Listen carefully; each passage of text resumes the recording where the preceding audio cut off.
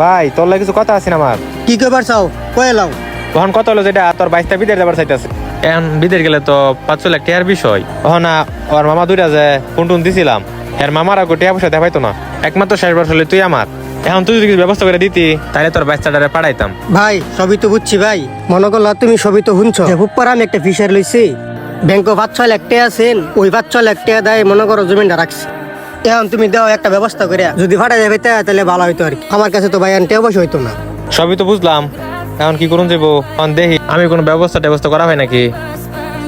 দেখ বাবা, সবার লগে কথাবার্তা কওয়া শেষ, কহা না কেউ টাকা পয়সা দিবার রাজিও না, কহা না কেউ আরাম তুই ক। তাইলে আব্বা তুমি একটা কাজ করো, আমগর এই ঘরের পিছের জমিটা এটা বেচা দেও। এই জন্য বেঁচে দিতাম। হ আব্বা বেচা দেও, তুমি একবার খালি আমার বিদেশ পাঠাও, আমি 1 বছরের মধ্যে এর চেয়ে বালা বালা জায়গা রাখিয়া দেম তোমারে। আচ্ছা দিই তাহলে, কি করুন যা, জমিন বেচার ব্যবস্থা করি তাহলে।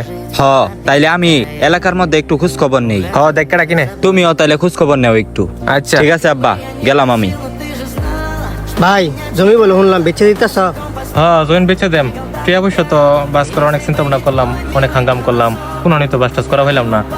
লাস্ট সিদ্ধান্ত নিয়েছি জমিনটা বিক্রি করে দেন। জমি যেহেতু বেচে দিবা তাইলে দূরে কোথাও বেচার দরকার নাই, জমিটা আমার কাছে বেচালো, যা লাগে আমি দিই টাকা পয়সা। আচ্ছা ঠিক আছে, তাহলে টাকা পয়সা বাস কর। টাকা পয়সা সব তো রেডি, কালকে তাহলে লুকলে জমিটা ভাপ্পা লাগে নাকি। আব্বা মামা তো আমারে কল দিছেন, মামা জানি কাটতে শুনছে জমি বেচার কথা। এখন মামা তো জমি নিবার চাইতাছে। কি কস? তোর চাচা তো করলে হ্যাঁ জমিন কিনবো, কাল্লা লোক টুকলো হইতাছে এই নাকি জমিন কিনবো। হ্যাঁ টাকা পয়সা বলে সব রেডি। দেখলা আব্বা, যখন তুমি আমারে বিদেশ পাঠাইবার লেগে সবার কাছে টেয়া চাইলা তখন কেউ নাই, কিন্তু যখনই জমি বেচার কথা উঠলো তখনই কাস্টমার নিজের আপন লোকেরাই। এটাই বাবা বাস্তবতা।